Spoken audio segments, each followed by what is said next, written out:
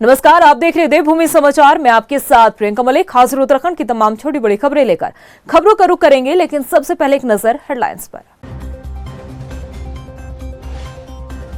Uttarkashi tunnel हादसे के बाद जारी रेस्क्यू अभियान में बार बार आ रही रुकावटें। ऑगर मशीन के क्षतिग्रस्त होने से 41 श्रमिकों के बाहर आने का इंतजार हुआ लंबा।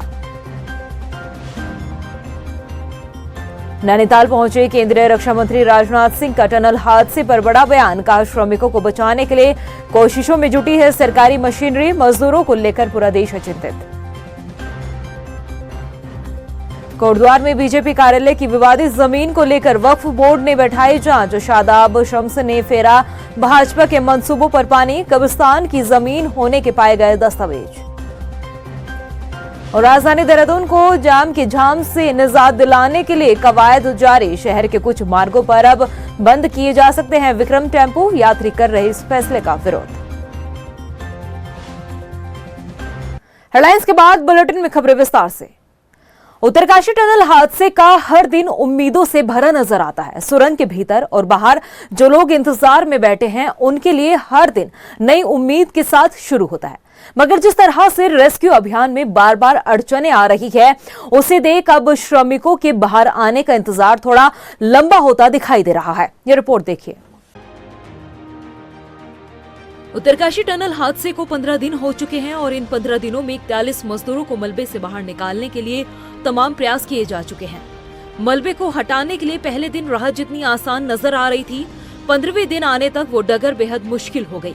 बीते 2 दिन श्रमिकों के लिए उत्साहित भरे थे, क्योंकि रेस्क्यू ऑपरेशन अपने अंतिम चरण में था और श्रमिकों तक पहुंचने में सिर्फ 9 मीटर की दूरी थी। लेकिन कौन जानता था कि ये 9 मीटर की दूरी को तय करने में अभी कई दिन और लग सकते हैं। दरअसल टनल में फंसे 41 मजदूरों को बाहर निकालने के लिए युद्ध स्तर पर चल रहा रेस्क्यू अभियान फिलहाल थम गया है। वजह यह है कि ड्रिल करने वाली अमेरिकन ऑगर मशीन के बीच में लोहा आ गया, जिसकी वजह से मशीन बीच में ही टूट गई। उसका 45 मीटर हिस्सा 800 मिलीमीटर पाइप के भीतर फंस गया। बचाव दल ने मशीन का कुछ हिस्सा गैस कटर से काटकर बाहर निकाल लिया, लेकिन कुछ हिस्से को काटने के लिए हैदराबाद से मंगाए गए प्लाज्मा कटर से मदद ली गई, जिसके बाद अब उम्मीद जताई जा रही है कि अभियान पूरा होने में अभी कुछ दिन और लग सकते हैं। जब तक ऑगर मशीन का टूटा हुआ पूरा हिस्सा बाहर नहीं निकल जाता, तब तक रेस्क्यू ऑपरेशन को आगे बढ़ाने के लिए 4 और नए प्लान्स बनाए गए हैं। पहला, ऑगर मशीन के फंसे हिस्से को काटकर निकाला जाएगा, जिसके बाद मैनुअली यानी कि मजदूर अपने हाथों से खुदाई चालू कर मलबा हटाने का काम करेंगे। दूसरा, निर्माणाधीन सुरंग के ऊपरी क्षेत्र में वर्टिकली 82 मीटर दूरी तक खुदाई होनी है, जिसके लिए मशीन का प्लेटफॉर्म तैयार कर लिया गया है। मशीन का एक हिस्सा वहां पहुंच भी गया है। तीसरा, सुरंग के दूसरी छोर पाल गांव बड़कोट की तरफ से खुदाई का काम युद्ध स्तर पर चल रहा है। ये करीब 500 मीटर का हिस्सा है। इस अभियान में भी 12 से 13 दिन लगने का अनुमान जताया गया है। चौथा, इसमें सुरंग के दोनों किनारों पर हॉरिजॉन्टल ड्रिलिंग होनी है। इसका सर्वे पूरा हो चुका है और इस योजना पर भी काम शुरू किया जा सकता है। ये वो 4 प्लान हैं जिस पर रेस्क्यू अभियान चलना है। मगर ये भी सच है कि उत्तरकाशी टनल रेस्क्यू में जैसे जैसे दिन बीत रहे हैं, वैसे वैसे नई नई अड़चनें सामने आ रही है। टनल के प्रवेश द्वार पर पानी रिसने लगा है, जिसने सबकी चिंताएं और भी बढ़ा दी है। हालांकि अधिकारियों का कहना है कि एक सामान्य घटना है, इसका किसी भी तरह से रेस्क्यू अभियान पर कोई असर नहीं पड़ेगा। वहीं दूसरी तरफ अब मौसम भी रेस्क्यू अभियान में बड़ी चुनौती बन सकता है। मौसम विभाग ने अगले 3 दिनों के लिए उत्तरकाशी समेत कई जिलों में बारिश का येलो अलर्ट जारी किया है। ऐसे में सिलक्यारा टनल में चल रहे राहत कार्यों पर भी इसका प्रभाव पड़ने की आशंका जताई जा रही है। यूं कहे कि रेस्क्यू अभियान में हर पड़ाव पर चुनौतियां मुंह बाय खड़ी है, मगर कहते हैं कि अगर हौसले बुलंद है तो बड़ी से बड़ी चुनौती का सामना किया जा सकता है। श्रमिकों को बाहर आने में कितने घंटे या दिन लगेंगे, ये कह पाना मुश्किल होगा, मगर उनको सुरक्षित बाहर निकालने के लिए प्रार्थनाओं के साथ तमाम कोशिशें जारी है। और अब रुक करते एक बड़ी खबर का। सिलकियारा टनल हादसे पर केंद्रीय रक्षा मंत्री राजनाथ सिंह का एक बड़ा बयान आया। आपको बता दें कि नैनीताल पहुंचे केंद्रीय रक्षा मंत्री राजनाथ सिंह ने टनल हादसे पर बड़ा बयान दिया। उन्होंने कहा है कि मजदूरों को लेकर पूरा देश चिंतित है। केंद्र और राज्य सरकार की पूरी मशीनरी टनल हादसे के लिए जो रेस्क्यू किया जा रहा है उसमें जुटी हुई है और जल्द ही टनल में फंसे 41 श्रमिकों को बाहर निकाल लिया जाएगा। इसके अलावा केंद्रीय रक्षा मंत्री राजनाथ सिंह ने कहा है कि रेस्क्यू का खुद सीएम पुष्कर सिंह धामी जायजा ले रहे हैं। हादसे के बाद से वहां पर डटे हुए हैं। आपको बता दें कि केंद्रीय रक्षा मंत्री राजनाथ सिंह एक निजी कार्यक्रम में शामिल होने के लिए नैनीताल पहुंचे थे और इस दौरान सीएम पुष्कर सिंह धामी भी उस कार्यक्रम में शामिल हुए थे।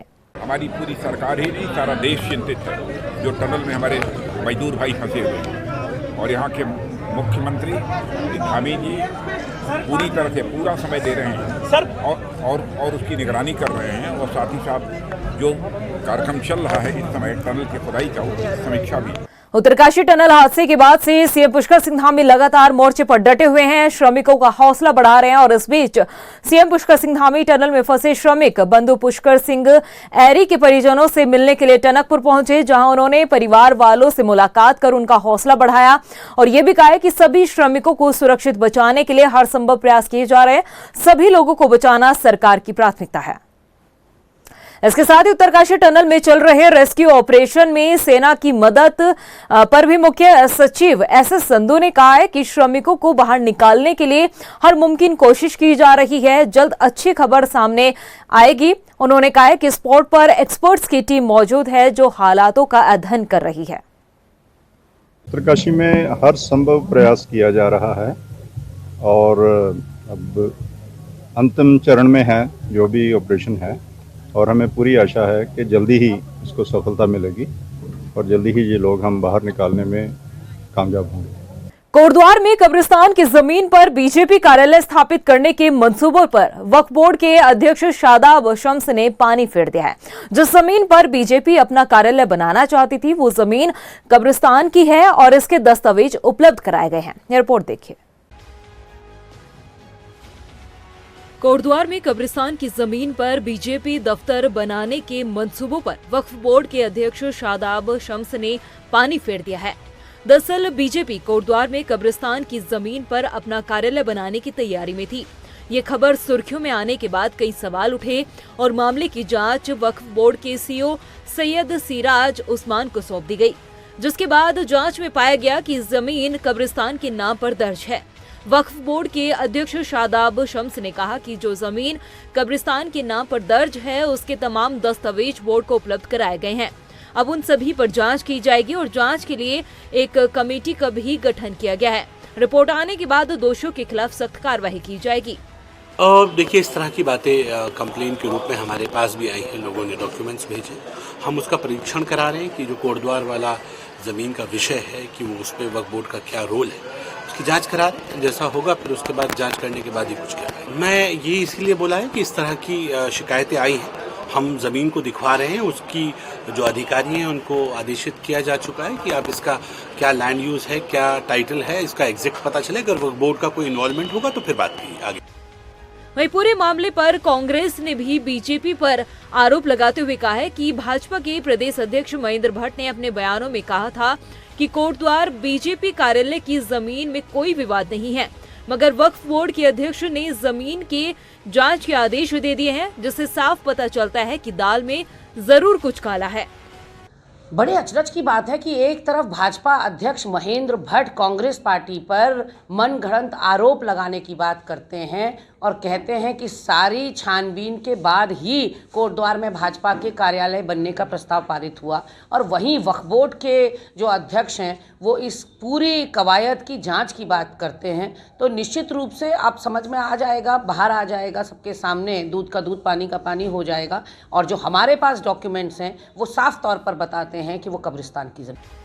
भाजपा भले ही कोटद्वार में बनने वाले बीजेपी कार्यालय की जमीन को अपना बता रही हो, लेकिन वक्फ बोर्ड के अध्यक्ष शादाब शम्स ने उनके मंसूबों पर पानी फेर दिया है। ऐसे में अब देखना ये होगा कि पूरे मामले की जांच होने के बाद क्या कुछ रिपोर्ट में सामने आता है। वहीं कांग्रेस ने देहरादून नगर निगम पर भ्रष्टाचार का एक बड़ा आरोप लगाया। कांग्रेस के नेता अभिनव थापर का कहना है कि नगर निगम द्वारा 3 कंपनियों को फायदा पहुंचाया गया है। ये कंपनियां शहर में होर्डिंग लगाने का काम करती है। कंपनियों का मालिक एक बीजेपी का नेता भी है। अभिनव थापर ने बताया कि इस संबंध में उन्होंने आरटीआई के जरिए जब जानकारी मांगी तो उसमें बड़ा गोलमाल दिखाया गया, जिसकी उन्होंने जांच की मांग भी की है। उन्होंने कहा है कि नगर निगम द्वारा इन 3 कंपनियों को 250 से 300 करोड़ का व्यापार दिया गया है।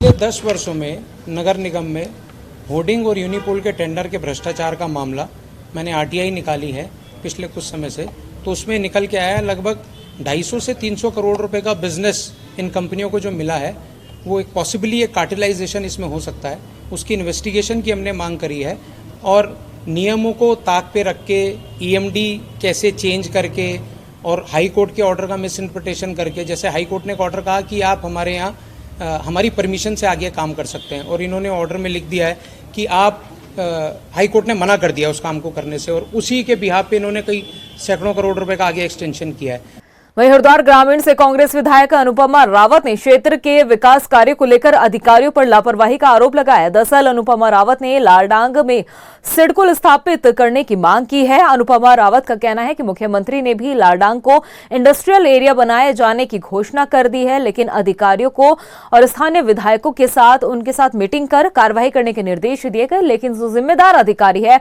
वो अभी तक इस पूरी कार्रवाई पर सुध नहीं ले रहे हैं। और माननीय मुख्यमंत्री जी ने जब तत्कालीन उस समय मुख्यमंत्री थे 2021 के समय में एक घोषणा की थी कि सिडकुल की स्थापना की जाएगी न्याय पंचायत लालढांग में। आज इतने बड़े इन्वेस्टमेंट को लाने की बात हुई है, इतना बड़े इन्वेस्टर समिट हुआ, लेकिन उसका जिक्र कहीं नहीं है। और मैंने जो बैठक हुई थी अप्रैल 20 तारीख को 2023 को इसी वर्ष में ये बात रखी थी। आज से ठीक 7-8 महीने इस बात को हो गए, जिसमें स्वयं माननीय मुख्यमंत्री जी ने उसका संज्ञान लेते हुए, क्योंकि ये उनकी घोषणा का हिस्सा है, किन्हीं की भी नहीं, स्वयं मुख्यमंत्री की घोषणा का हिस्सा है। उन्होंने कहा था कि इसमें तुरंत कार्रवाई होनी चाहिए। 7-8 महीने लग रहे हैं अधिकारियों को। उधर मंगलोर विधानसभा सीट पर होने वाले उपचुनाव में कांग्रेस जीत का अभी से दावा कर रही है। मंगलोर से पूर्व विधायक काजी निजामुद्दीन ने सत्ताधारी पार्टी बीजेपी से सामने आ रही दावेदारियों पर हमला किया है। उन्होंने कहा कि जनता क्षेत्र के विकास के लिए कांग्रेस को अपना समर्थन देगी। आपको बता दें कि मंगलोर विधानसभा सीट बसपा विधायक सरवत करीम अंसारी के आकस्मिक निधन के चलते खाली है। राज्य गठन के बाद से इस सीट पर बसपा और कांग्रेस का ही कब्जा रहा है। कांग्रेस पार्टी मजबूती के साथ चुनाव लड़ेगी, लेकिन अब सामने वाले दल कौन है कौन नहीं है, इससे कांग्रेस की सीट पर कोई फ़र्क नहीं पड़ता। अब रहा सवाल बीएसपी से कौन है, बीजेपी से कौन है, कोई फ़र्क नहीं पड़ता। ये सुनते हैं कि भारतीय जनता पार्टी से मंत्री हुआ करते थे 2022 से 17 के बीच में हरिद्वार ग्रामीण से यतीश्वर आनंद जी, वो मंत्री रहते हुए अपने नकारात्मक रुख के कारण वहाँ की जनता ने उनको नकार दिया। अब वहाँ के नकारे हुए यहाँ आकर चुनाव लड़ना चाह रहे हैं। राजधानी देहरादून को जाम के जाम से निजात दिलाने के लिए कवायद जारी है। आरटीओ अब शहर में चल रहे विक्रम के रूट को बदलने वाला है। संभागीय परिवहन प्राधिकरण ने शहर के घंटाघर और परेड ग्राउंड क्षेत्र में विक्रम टेम्पो के संचालन पर पाबंदी लगाने की सिफारिश की है। इस मामले में आरटीओ ने एसएसपी को भी पत्र लिखा है। वहीं विक्रम से सफर करने वाले जो सवारी है वो इस फैसले का विरोध कर रहे हैं। लोगों का कहना है कि उन्हें काफी परेशानियों का सामना करना पड़ेगा। गाड़ियों को जो खासकर विक्रम है, विक्रमों को हम लोग चाहते हैं कि वो घंटाघर के आसपास भीड़ भाड़ न लगाएं। जैसे मान लो जो आईएसबीटी से विक्रम आते हैं, हम चाहते हैं रेलवे स्टेशन से ही मुड़ जाएं। वो प्रेम नगर से जो विक्रम आ रहे हैं प्रभात सिनेमा से ही मुड़ जा रहे हैं। वो उसी तरह हम चाहते हैं कि ये इस एरिया को भीड़ भाड़ से थोड़ा सा मुक्त रखा जाए। इसके लिए हम लोगों ने प्रस्ताव भेजा है एसएसपी महोदय को। उनको ही अधिकार है किसी क्षेत्र से किसी गाड़ी के संचालन को रोक लगाने का। तो हम आशा करते हैं कि बहुत जल्दी उसमें प्रगति हो जाएगी। बहुत गलत निर्णय प्रशासन के द्वारा लिया गया है, क्योंकि विक्रम और जो इस प्रकार के जो वाहन विकल्प हैं उन लोगों के लिए जो माध्यम परिवार के लोग होते हैं, जिन लोगों के पास अपनी गाड़ियां और अपने वाहन ना के बराबर होते हैं, तो उन लोगों को लगातार परेशानी झेलनी पड़ती है। और अभी पूर्ण रूप से जब बंद हो जाएंगे तो इससे क्या होगा, इससे उन लोगों को बहुत परेशानी होगी। चलते हैं गांधी पार्क से। ठीक है, मैं खाली आया था, आपने पूछा तो बता दिया मैंने। यहाँ से हम आते हैं स्लोप से, ऐसे जाते हैं। घंटा घर हमारा मतलब नहीं है। नहीं होगी, क्यों नहीं होगी? हाँ नहीं है, उसमें हम भी है भाई। देहरादून में रिलायंस ज्वेलरी शोरूम लूट मामले में आरोपियों को चोरी के वाहन उपलब्ध कराने वाले गैंग के एक सदस्य को देहरादून पुलिस ने अमरोहा से गिरफ्तार किया है। मुख्य आरोपी अभिषेक से पूछताछ पर पुलिस ने गैंग के कहने पर ये जानकारी जुटाई है। इसके साथ ही गैंग के जो अन्य सदस्य हैं उनकी धरपकड़ के लिए दबिश जारी है। आरोपी ने रिलायंस ज्वेलरी शोरूम लूट की घटना को अंजाम देने वाले 5 आरोपियों को 2 मोटरसाइकिल और कार उपलब्ध करवाई थी। ये रिलायंस ज्वेलरी वाले मामले में जो पूर्व में 7 अभियुक्त गिरफ्तार हुए थे, उसमें एक अभियुक्त अभिषेक जो है, जो मेन इसमें घटना में शामिल था और ज्वेलरी शॉप में आकर पूरी लूटपाट की घटना को अपने साथियों के साथ अंजाम दिया था। इसमें जो पूरे गैंग की तह तक जब गए तो उसे पता चला कि जो गैंग को मास्टरमाइंड ऑपरेट कर रहे हैं वो लगातार अलग अलग सोर्सेज से अलग अलग लोगों को हायर करते हैं। और इसी तरह से इन्होंने अमरोहा में भी एक गैंग को हायर किया था, जिससे ये वाहन चोरी के यहाँ पर डिलीवर किए गए, जिससे घटना को अंजाम दिया गया, जिसमें 2 मोटरसाइकिल और एक आर्टिका कार थी, जो विभिन्न स्थानों पर नजीबाबाद और अन्य जगह देहरादून में अलग अलग गैंग के एक मेंबर अकबर द्वारा जो है, जो अमरोहा का रहने वाला है, उसके द्वारा यहाँ पर भेजी गई थी। और इसमें जो मेन कड़ियों को जोड़ने के लिए सुजीत नाम के लड़के का आया नाम, जो इस तरह की गाड़ियों को मुहैया कराने के लिए इस गैंग के संपर्क में था। काफ़ी सारी जानकारी हमें मिल चुकी है इस बारे में, गैंग के मोडस ऑपरेंडी के बारे में, और जहाँ जहाँ घटना लूट की हुई थी या चोरी की हुई थी वहाँ के संबंधित पुलिस अधिकारियों को भी सूचित कर दिया गया है कि वह इस पर अपने आगे की विधिक कार्रवाई भी करें। प्रदेश की खबरों में इतना ही, फिर हाजिर होंगे कुछ खास खबरों के साथ। तब तक के लिए मुझे दे इजाजत, नमस्कार। उत्तरकाशी टनल हादसे के बाद जारी रेस्क्यू अभियान में बार बार आ रही रुकावटें। ऑगर मशीन के क्षतिग्रस्त होने से 41 श्रमिकों के बाहर आने का इंतजार हुआ लंबा। नैनीताल पहुंचे केंद्रीय रक्षा मंत्री राजनाथ सिंह का टनल हादसे पर बड़ा बयान। कहा, श्रमिकों को बचाने के लिए कोशिशों में जुटी है सरकारी मशीनरी। मजदूरों को लेकर पूरा देश चिंतित। कोटद्वार में बीजेपी कार्यालय की विवादित जमीन को लेकर वक्फ बोर्ड ने बैठाई जांच। शादाब शम्स ने फेरा भाजपा के मंसूबों पर पानी। कब्रिस्तान की जमीन होने के पाए गए दस्तावेज। और राजधानी देहरादून को जाम के झाम से निजात दिलाने के लिए कवायद जारी। शहर के कुछ मार्गों पर अब बंद किए जा सकते हैं विक्रम टेम्पो। यात्री कर रहे इस फैसले का विरोध।